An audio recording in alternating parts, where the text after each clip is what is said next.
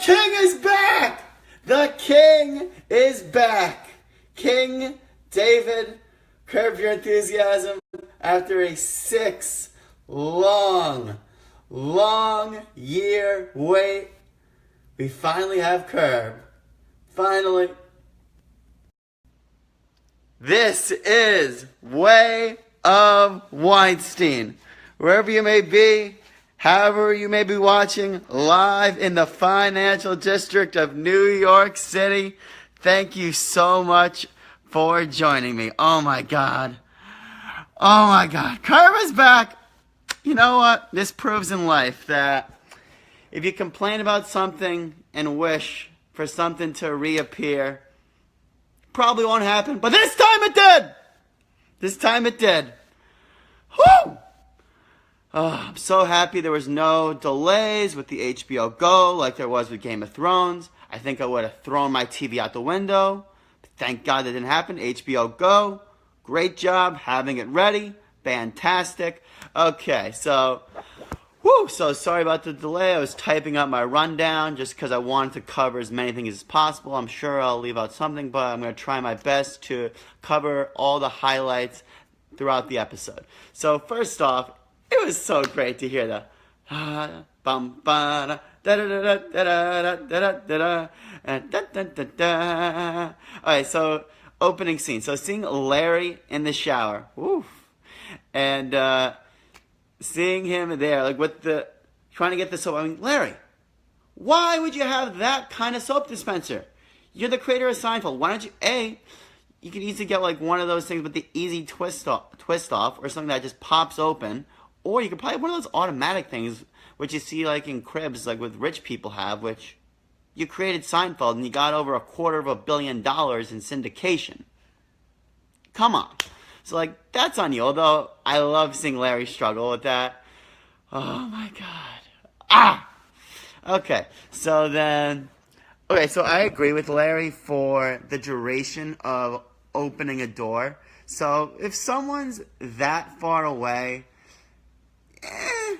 everyone has their own equation of what like a 3 Mississippi count, or like a 5 Mississippi count, like what the proper and also it was funny how it was a wide shot of the person who was heading to the building, so we didn't know if it was a man or a woman, which Larry obviously did that on purpose. Great job. Then we see up close that it is someone that is a lesbian. Now, granted, I wasn't sure if they were going to go the angle of like this is what I identify on this. I wasn't sure that like Larry was going to go that, but I'm happy they went the angle that they did go, where it's essentially saying, well, why wouldn't I want a door open for me?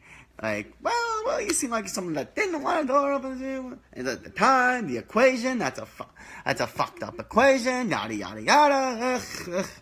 So I thought that was great, and how whenever Larry has an incident or an altercation, you know that person's going to reappear, and they're in the building.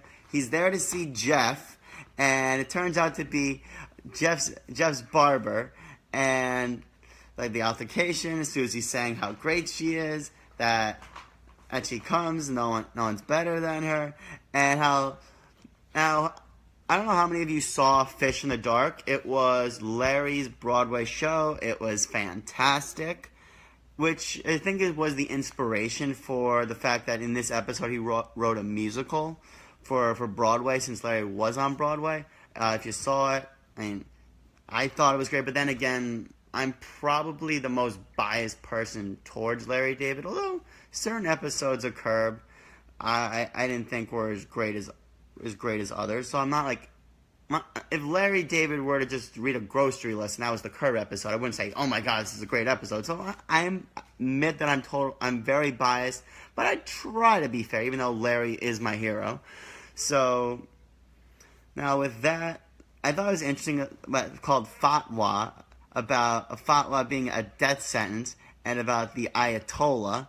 So granted, Fish in the Dark was nothing like that. It was essentially just, in a way, it was kind of, if you like Seinfeld and Curb, you'd like Fish in the Dark, where it had a lot of interesting and callbacks to Seinfeld and Curb. I actually got to meet him, which is why that's my Facebook profile picture from 2 years ago, even though it looks like I have 8 chins in that photo. Still, whatever. So from that, getting into it, Susie saying, I know everything about Broadway. You don't know anything about Broadway.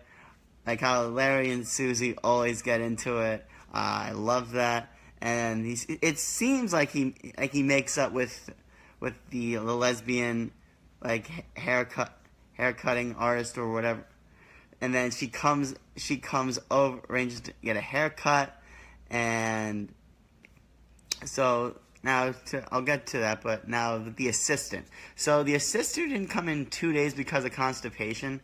Now I don't know if that's something that anyone's ever heard of, or if people have not done things because of constipation. So I'm not too sure about that. And then how she's got the walker. She was fucked by her uncle. Like how you really can't fire her. And for that, I was like, Larry's in such a situation. And we learned, so the title of the episode is Foisted. And for that, like when you want to fire someone but you can't, so you need to find a way to pass them on to someone, which we learned that Jimmy Kimmel foisted her on to Larry.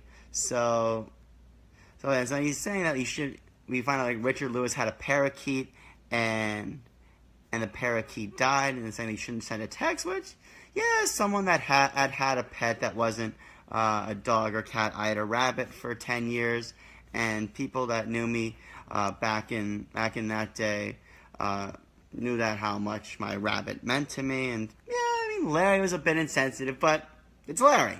He's always gonna take that route and saying, at least I didn't die. And so Leon out blasting his tunes. Larry can hear it on the street, and we come up with a new word. So chillin' is out. So lampin' is when you're just chilling around in your boxers and you can't leave the house. Chillin', you can walk around. Okay.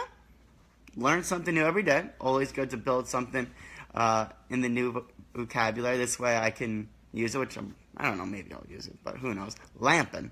So, and then talking about constipation and Leon mentioning a few things, such as he shot a porno constipated, he won a hot dog eating constipated, and Larry's like, what? I'm surprised they didn't indulge more on Leon being in a porno, or like Larry looking that up like, what? So from that, and then we see the Larry get the haircut, and she's cutting him, and cutting, and then she mentions that she's the bride, and then we see the photo of the person who's going to be the groom, and that's for SNL's Nassim Pedrad, who's no longer on the show, but she's been on a lot of things. She was on that John Mulaney show, which tried to be Seinfeld, and yeah, was not Seinfeld, which Seinfeld is Seinfeld. It's the genius of Larry David, Jerry Seinfeld, yada, yada, yada. I mean, that's like saying everyone wants to be the Warriors, but unless you have Steph Curry and Kevin Durant, you're not going to be the Warriors. And also Draymond and Clay. Come on. So with that, when he insults her, saying, man, that's the bride. That is the bride, which, yeah, I mean, because I don't want to get into a whole thing, but Larry and Jeff were saying that she looked more feminine, which I'm not saying anything. I'm just saying what Larry and Jeff were saying. So from that, now she ends the haircut, which is great. And Leon's saying, like, oh damn, she's fine, and like that was great. And just saying it was $150, which, damn, $150 for a haircut, man. The guy down the block from me is he got a haircut and a shave for around $20. I mean, it's a block away. I mean, it's like, it's right, if you're in Fidei, it's right by the Brody's Bagels, which is obviously no Essa, but if I'm too lazy to go to Essa, it's not bad. So from that, we see that, and Larry says things, people listen. So if this gets in her head about Larry saying that she's the one that should be the groom. So I'll get to the altercation with that later. So we see Pam, people against mutilation, which I think that's what it is. We see Cheryl, which was nice seeing Cheryl. They're having an altercation. I mean, Curb is essentially a show about altercations. Larry says some kind of comment, someone gets offended, and then they have, like, oh, you shouldn't have said this, and that. How could you be so insensitive? But I love that. I love it so much. And saying, most people don't think about the clitoris. Like, Larry saying, 50% of people think about the clitoris, which, he's got a point. And then we see Ted for a brief moment saying that him and Mary got separated, which I'm not sure. I know that Ted and Mary are married in real life. I'm not sure if they got separated in real life as well. If someone knows, feel free to post that in the comments, which I know that Curb does a lot of things that happen in real life and adapts that to the show. So, and from there, Larry and Jeff are talking about how every producer wants to do fatwa, and that he got promoted and go on Kimmel, and that was funny. And then Larry and Richard Lewis are saying, you come over. Then they kind of meet halfway. Larry says, this isn't halfway. And then Richard is very upset, like, you text me for the death of my parakeet? And the guy goes, well, if it was an exotic bird, you got it from Brazil. I don't live in an exotic place. So with that, like, Richard was saying, hey, he knew you. Whenever you stop by, Seinfeld. That bird was not saying Seinfeld. He doesn't know you.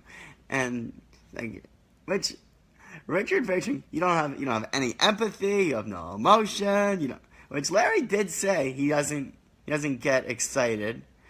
And so when Larry leaves, he sees Susie, and she's talking about how she's got this thing called soap. I think it's soap on. Like, it's not the greatest name for cosmetics and soap. And he's thinking that he's got to foist his assistant Mara. And then he's talking about how he's going to New York. She's so great. She used to work for Kimmel.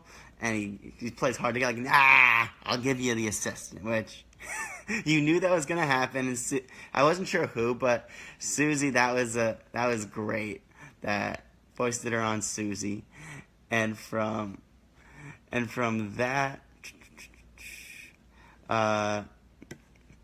so we have the brief interaction with the assistant saying how she wants closure. He's essentially like shoving all this stuff from her desk into the crate, saying, do you want to get a drink? Nah. And a hug. He literally just taps her like on the shoulder, saying, oh, you did such a great job. And she was kind of insulting him, saying that he wasn't challenged. And from that, and then Leon wants to take the assistant job, but Leon's like the one person Larry can't say no to, so I'll get to that a little later. So Larry, I didn't really get why. I mean, something with, he saw like there was like an opening or something. I really didn't understand that. That's like the one thing I didn't understand. Why he walks in and it turns out to be the lesbian's house, and they're not happy. They're having an argument. Like, who wants to be the bride? Who wants to be the groom? And then with Larry, he said, like, oh, you're the one that told her. And the haircut lesbian, she's saying, oh, I don't care, I just want to marry. Then like the scene like says, I need to be the groom. And then she hesitates, so she takes off the ring, storms out, and Larry, just because the other lesbian was offended that the door wasn't held, like Larry holds her like what the hell you think I need the door held for? And then Larry's like, you see, well, why'd you want the door open? So and then Larry tries to tell, like, barking at her for the haircut, why'd you charge me twice as much? And then she screams at Larry to get out. That was great. And so with Leon, with the assistant, he's not good. He's cursing. He doesn't know how to transfer people. Like, he takes the crudité to go. He's just not good. And so with the Kimmel show, so I know Larry was recently on Kimmel. I watched it, so I'm guessing they just did that when Larry was for real on the Kimmel show, where he talked about the upcoming season of Curb. So how Larry's talking about the Ayatollah and how it's a comedy, and like doing all of his impressions, like making up things that he like all the different things he keeps on ranting, and then we see that on the news, like that Jeff is calling, put the news on that the actual Ayatollah was put a fatwa on Larry. Larry's freaking out because Jeff gave Leon the message saying, don't do the imitation of the Ayatollah on the Kimmel show, and Leon gave him the message, which that was amazing. And Larry and Jeff go to the Secret Service, and there's like Larry's like, yeah, easy for you to say, you're not the one with the fatwa. And Jeff's asking by association, which was great. And he puts on a disguise, which at first I didn't realize. And I'm just hearing the voice. It was Larry. You see Nassim Pedrad hunting him down. Larry slunks out, which that was great. Richard Lewis throws a line at him, well, at least I'm not dead. Throws that line back at him, saying that, oh, you're a comedian. You should have a better sense of humor. And then finally we see Larry in the shower again. And we hear a noise. Now, I thought it was Nassim, but we realized, how would Nassim know where he lives? And how Susie was like, if someone's messing up for something that Susie does, she's not going to hold back. She doesn't subscribe to the whole Foisting thing. She is going to tell you what's going down. So then, it looks like as the show is ending, we see Susie, like, looks like she punches Larry in the face, like, you Foisted! So that's pretty much the episode. So overall, I loved it. Thought it was a great episode. That being said, it wasn't like a ski lift, the end, the Palestinian chicken. Like, it wasn't something that gets considered as a top 5, probably even not a top 10 episode, but that's because Curb is so great, and whenever I compare really anything to anything, I say it's not Seinfeld or Curb, it's not Seinfeld or Curb. This is Curb, so I hold Curb to the absolute highest standard. So I'll probably watch it again before the next episode, and I'm curious to see how Funkhauser has got a relative who's an all-star athlete. If I had to make a prediction, something's going to happen, that he's got a scholarship somewhere, something's going to happen with his arm where he can no longer pitch. I'm guessing something like that's going to happen. But overall, 6 years of absence, King David finally returns. I'm so excited Curb's back. Well, thank you guys for tuning in. I'm so excited for Curb. So next week for episode 2, I'm actually going to be in Los Angeles. I'm going to be on a little bit of a vacation, visiting good friends who I used to be in API with. I guess still in API, because once you're in API, you're always in a fraternity. But two of my old college buddies, Jake Resnick and David Feld. Now, I'm not sure what the Wi-Fi situation is there. If I have the Wi-Fi situation where I can hopefully watch the episode of Curb and I can get on the internet and do a Facebook Live, I'd love to do one live from Los Angeles. That would be great. If not, it'll be delayed a couple days, so stay tuned for that. But yeah, I'm really excited for Curb coming back. The fact that it's finally here. I've been looking for this day for months and years. So, that's all. Thanks for tuning in. See you next week. Bye.